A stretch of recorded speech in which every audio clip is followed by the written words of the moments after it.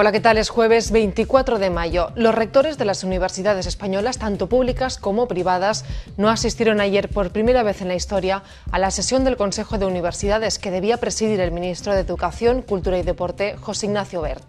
Los rectores tomaron esta decisión durante la Asamblea General de la Conferencia de Rectores de las Universidades Españolas y estuvo motivada por no figurar entre los asuntos previstos en el orden del día el Real Decreto de medidas urgentes de racionalización del gasto público en el ámbito educativo, pese a que se había requerido que así fuese en varias ocasiones.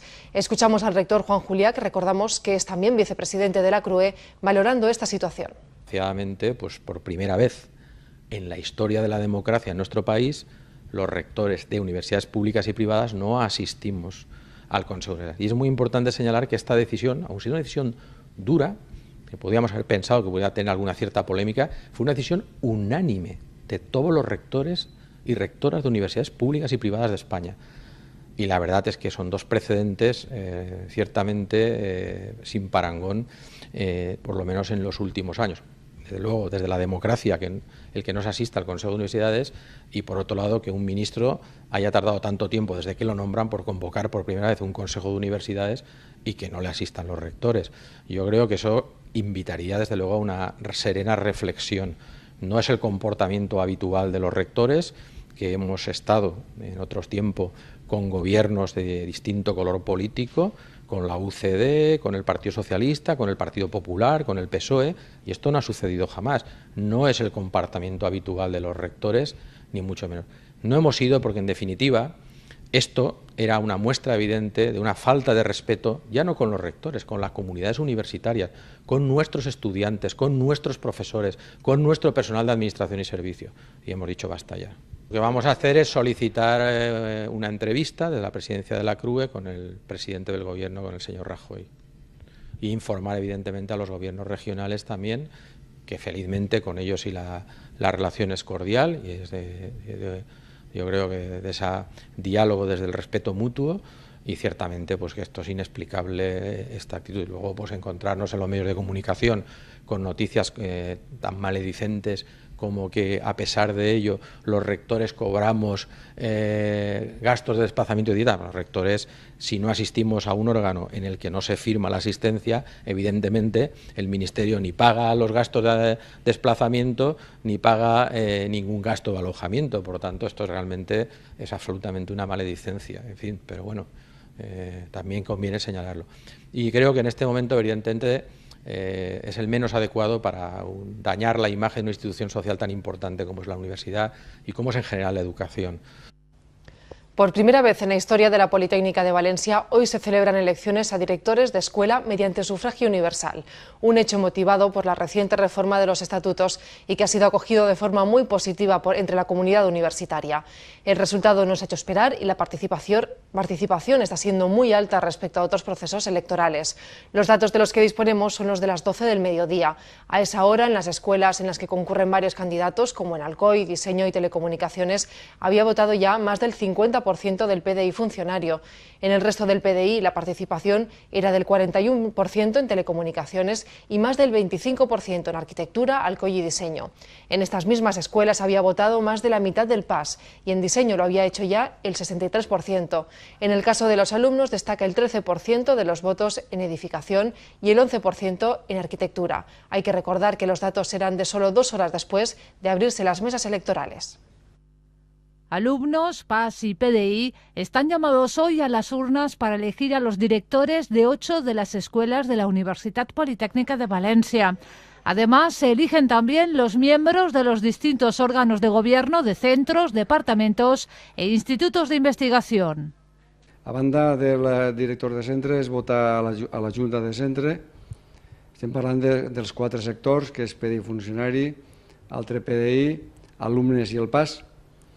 I a banda d'això, els alumnes voten en totes les escoles a consells de departament y a consells d'institut. La reciente reforma de los estatutos de esta universidad incluía el sufragio universal también en la elección de director o directora de centro. Así que hoy, por primera vez en la historia de la UPV, todos los miembros de las escuelas están llamados a las urnas. Pues yo creo que es lo que debería ser, porque si no es muy complicado que haya cambios en este tipo de puestos, ¿no? Pienso, si no cuenta el voto de toda la gente por igual, tener un poco captado el voto de la gente que más manda es más sencillo, así pienso que habrá más cambios y irá mejor. Me parece mucho mejor que antes, porque así los candidatos a director se han ido pasando por cada uno de los servicios y cada uno de los puestos para saber las necesidades de cada una de las personas. Antes, con solo convencer a las personas que votaban tenían suficiente, ahora ya se tienen que preocupar más por las necesidades de la escuela. Entonces, han ganado mucho más, digámoslo de alguna manera, representación. Me parece bien porque de esta manera todo el mundo se siente representado y participa en la votación, que con el sistema anterior había mucha gente que se quedaba fuera y se quejaba de que no podía votar. Me parece bien. De las 8 escuelas que han convocado hoy elecciones, 3 de ellas tienen un único candidato, que en los 3 casos repetirán el cargo. Se trata de José Pastor en Gandía, Vicente Esteban en la Escuela de Caminos, Canales y Puertos y Miguel Martínez en la de Ingenieros Industriales. En el caso de la Escuela de Ingeniería del Diseño, son 2 los candidatos, su actual director, Enrique Ballester, y Vicente Cloquey. También en la Escuela de Ingeniería de la Edificación intentará repetir Rafael Sánchez, que tiene como rival electoral a Francisco Javier Medina. En las otras 3 escuelas, sus actuales directores no se presentan a las elecciones. Se trata de Ana Llopis, de la Escuela de Arquitectura, a cuya dirección aspiran Vicente Mas y Francisco Juan. Enrique Masia, del campus de Alcoy, tampoco repetirá, y los candidatos son Georgina Blanes, José María Gadea y Jorge Lázaro. Por último, 2 son los candidatos en la Escuela de Telecomunicaciones, Ángel Alcaraz y Alberto González. En este caso, Juan Vicente Balbastre también dejará la dirección del centro. Investigadores de la Universitat Politécnica de Valencia han desarrollado un nuevo traductor automático de lenguas minoritarias. Los investigadores se inspiraron en la película Blade Runner, donde los personajes hablan el City Speak. Ayudar a entender lenguas minoritarias es el objetivo de los investigadores del Instituto de Tecnología Informática de la UPV. Los científicos han desarrollado un traductor automático que permite superar la escasez de recursos lingüísticos de los traductores actuales.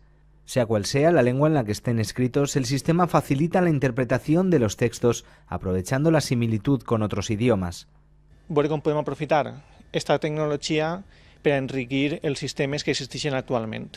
Per exemple, es dona el cas de que quan un sistema de traducció no és capaç de traduir una paraula perquè no la coneix en un idioma d'origen, aleshores la paraula es queda tal qual.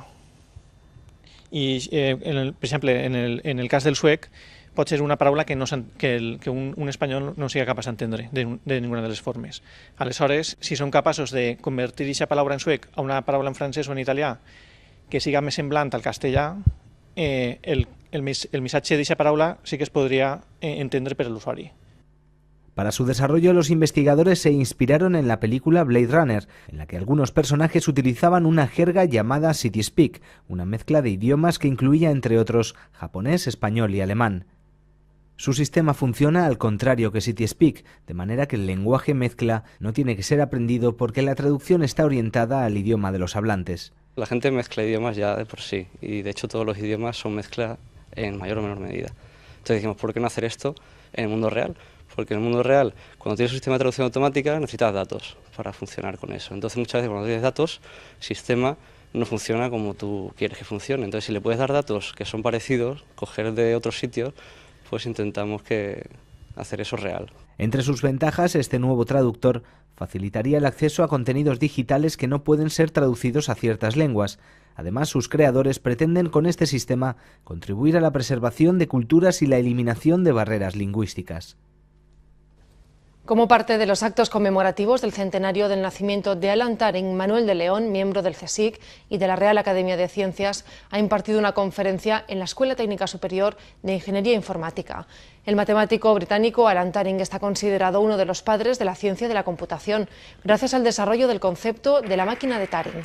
Realizó avances en criptografía, trabajó para descifrar los códigos nazis de la máquina Enigma, diseñó algunos de los primeros computadores y se le considera uno de los fundadores de la inteligencia artificial. Como hemos visto en las imágenes, previamente a la conferencia ha tenido lugar la entrega de premios de la competición de criptografía que se realizó como parte del programa conmemorativo. Tras el repaso a la actualidad universitaria de hoy, damos paso a las novedades de ciencia y tecnología que recogen los diarios digitales.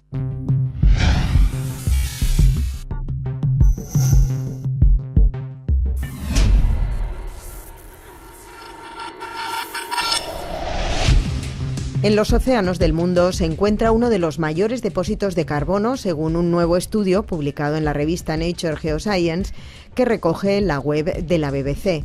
En las llamadas praderas marinas están almacenadas cerca de 20.000 millones de toneladas métricas de carbono, a pesar de que esos ecosistemas ocupan solo el 0,2% de la superficie terrestre. El nuevo estudio deja en evidencia que la preservación y restauración de las praderas marinas también puede jugar un papel clave en la mitigación del cambio climático. Al captar y almacenar carbono en sus raíces profundas en el lecho marino, los pastos secuestran aproximadamente el 10% del carbono presente en los océanos, según los investigadores. El estudio es parte de la iniciativa Carbono Azul, un proyecto conjunto de conservación internacional, la Unión Internacional para la Conservación de la Naturaleza y la Comisión Oceanográfica Intergubernamental de UNESCO.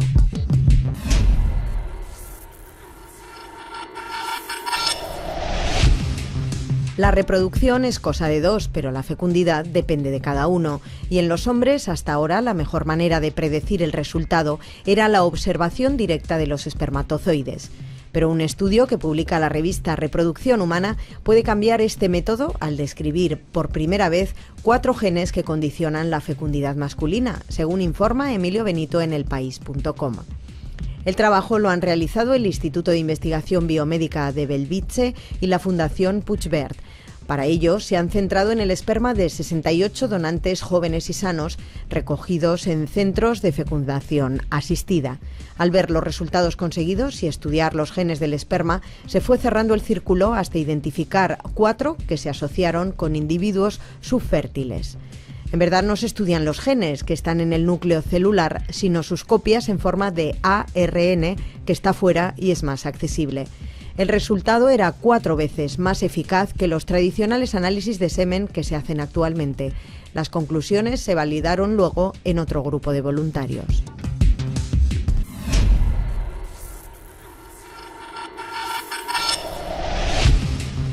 Un mono que estornuda, una avispa parásita de Madrid, el gusano del demonio y una orquídea que solo florece de noche son algunas de las criaturas seleccionadas por el Instituto Internacional para la Exploración de Especies de la Universidad Estatal de Arizona para elaborar este año su ya famoso Top 10 de nuevas especies, según publica abc.es.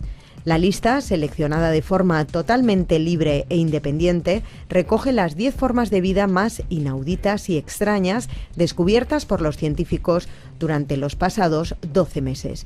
Su divulgación coincide con el aniversario del nacimiento de Carolus Linnaeus, el botánico sueco responsable del moderno sistema de nombres y clasificaciones de plantas y animales.